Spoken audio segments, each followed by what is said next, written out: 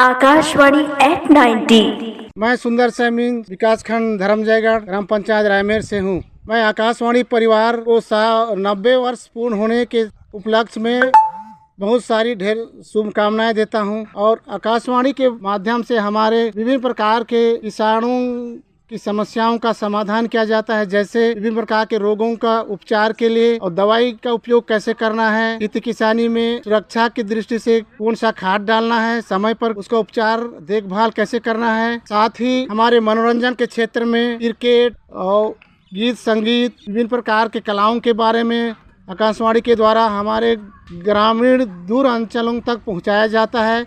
हमें आकाशवाणी से बहुत से लाभ होते हैं। इससे विभिन्न प्रकार के न्यूज़ के माध्यम से हमें हमारे किसान भाइयों को समझाया जाता है। इसी के साथ मैं पुनः आकाशवाणी परिवार को 90 वर्ष की पूर्ण होने पर ढेर सारी शुभकामनाएं एवं बधाई देता हूं। धन्यवाद।